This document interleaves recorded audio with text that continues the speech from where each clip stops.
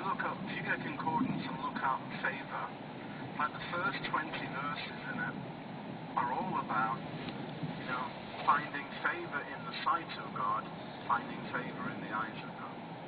You're in Christ, that means you have favor. What does that mean? It means when God looks at you, He sees you in favor. He looks at you with the eyes of favor. Yeah, you're in Christ. What do you want? What do you need to be brilliant and gorgeous? You don't think He thinks like that? I think He totally thinks like that. You are His workmanship, created in Christ Jesus. That makes you a work of art. Come on. Hey, you got to believe something. You may as well believe something brilliant. Why believe something, why believe in measure when you can believe in fullness? If you're going to believe something about Jesus, for goodness sake, believe something outrageous. Don't believe something mediocre. Believe in fullness.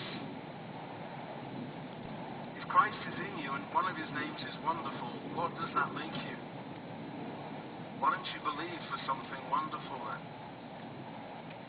You're a citizen of heaven, learning the language of heaven. There's nobody around the throne right now going, feel very miserable. Hope He doesn't look at me. Because He'll see what I did yesterday. I ducked out of worship to get a coffee. He's bound to see it. Listen to that. Out of the secret place thunder. He answered me from this parking lot. Doesn't anybody eat around here? No one's doing any of that stuff. Everyone's looking at you. Look at those clouds. Absolute nuts. It's moving so fast. Amazing. So astonishing. Wow. I love this, Daddy. There's the rain. You owe it to Jesus. So look at that. I'm excited about it. Can you see it? The world is waiting.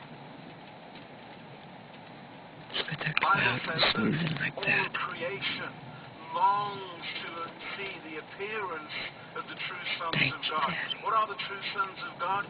People dedicated to fullness. Not just for themselves, to use it on themselves, but dedicated to fullness in such a way that nobody is safe from a blessing. No one's safe. People are living on the overspill. And the whole creation, the Bible says, the whole creation is longing to see the appearance of the sons of God. So in Texas, that's facing a drought, what if we took 5,000 people to a drought area and just stood on that parched land and began to cry out in fullness to God? Creation is longing to see that happen. It's longing for the sons of God to come because creation is saying, send us water. Send us your sons that we might have water. Send us revival. We could go to riverbeds. We could go to empty reservoirs. Thank you for the answer right there. Why? Because fullness now.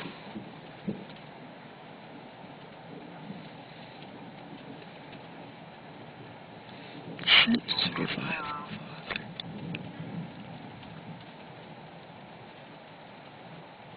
You understand who you are in the world? Thank you.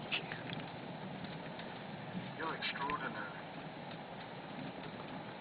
You're astonishing. You're amazing. Nobody can work you out.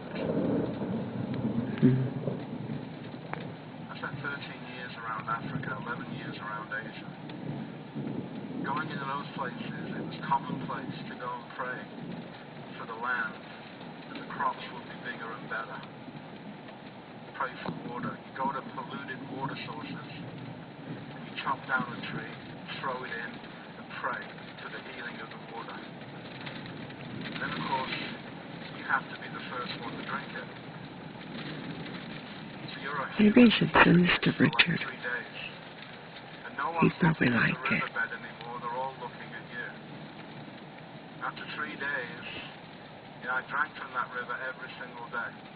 And on the 4th day, everyone goes in and starts drinking. They tested the water, and it was sweet. Wow. Creation is longing Look at that hole in the cloud. for the appearance of the That's where the thunder was. teaching fishermen, Christian fishermen in places around the world where it's been fished out. It's pretty close. Just to go on their boats and just pray and put their hands in the water and just pray. And, fish appear. And Jesus knows about fish. He used one to pay his taxes.